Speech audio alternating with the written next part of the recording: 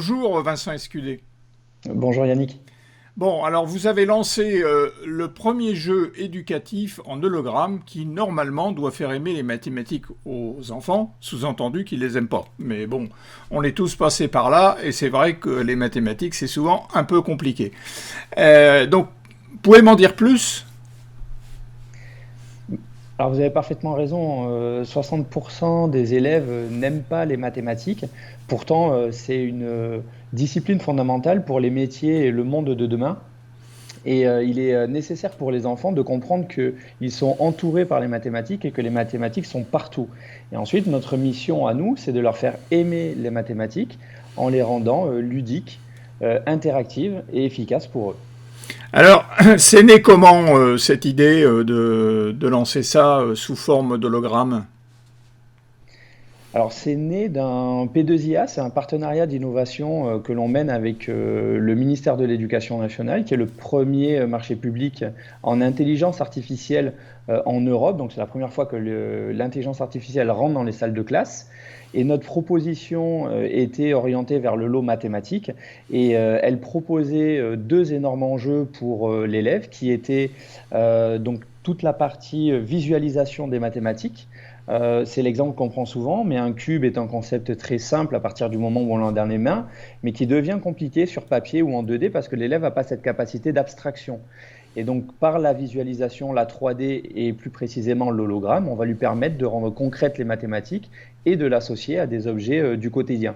La deuxième chose qu'il faut prendre en compte, c'est qu'on met de l'interaction entre l'élève et les mathématiques, donc entre l'élève et notre solution. Ça lui permet d'interagir à la fois vocalement et de visualiser les mathématiques, donc de parler les mathématiques et de voir les mathématiques, ce qui va lui permettre de les comprendre beaucoup mieux et d'introduire ces deux idées qui sont ultra importantes, à la fois le côté jeu avec les mathématiques et comme je le disais, tout cet accompagnement personnalisé qui va être caché pour les élèves, mais par contre bien visible pour les enseignants parce que c'est ce qui les intéresse. Donc le côté recommandation de parcours personnalisé, pouvoir créer des groupes de niveau pour individualiser et optimiser l'apprentissage de chaque élève.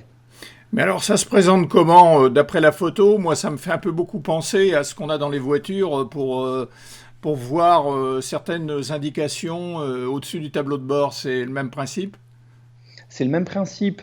Alors c'est une technologie que je connais pas bien. En revanche, pour vous préciser la technologie que nous utilisons, c'est au départ de la 3D qui est sur la tablette ou sur l'écran Mhm. et qui est projeté par un jeu de miroir sur un écran ou sur un plexiglas ou le dispositif que l'on met à disposition à la fois des écoles et des familles à la maison et on va avoir cet effet de lévitation et donc d'hologramme via la 3D qui est sur la tablette.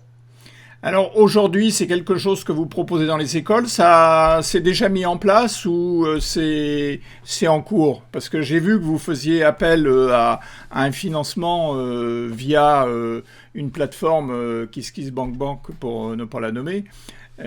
C'est encore au stade du projet ou c'est vraiment lancé dans les écoles?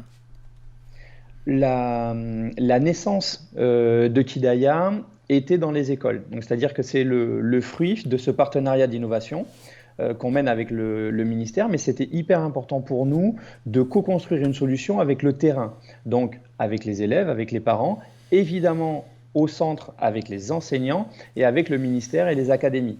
Ça, c'était ultra important. Donc, c'est déjà utilisé dans le cadre de ce partenariat d'innovation dans des centaines de classes et c'est des milliers d'élèves qui utilisent déjà notre solution. Et évidemment, le contexte a accéléré le souhait que l'on avait de proposer cette solution dans les maisons et dans les familles, parce qu'on a des millions de parents qui ont dû s'improviser enseignants sur les derniers mois, hein, puisqu'on Mhm, a bien dû sûr. faire l'école à la maison, et on avait à cœur de leur proposer une solution, de les accompagner aussi, ces parents, qu'ils ne se retrouvent pas seuls face à des explications mathématiques, etc., mais au contraire de les accompagner, de les assister. Donc de la même façon qu'on joue le rôle de l'assistant, de l'enseignant en salle de classe, on avait à cœur de jouer l'assistant des parents à la maison. Et là, pour le coup, c'est comme vous le disiez Yannick, via cette campagne de crowdfunding qui n'est pas une campagne de financement, mais qui est bien une campagne de prévente. C'est-à-dire qu'on a déjà prototypé, on n'a pas besoin de le financer. En revanche, ce qu'on a besoin de savoir via cette campagne, c'est une question que l'on pose par cette campagne aux familles, et c'est: est-ce que vous avez besoin de ce type d'accompagnement à la maison, et est-ce que votre enfant a besoin de ce type d'accompagnement ludique, efficace et interactif? Et la réponse est un grand oui, parce qu'on a explosé, on est à plus de 200% de commandes, et donc on a explosé les objectifs qu'on s'était fixés en quelques jours.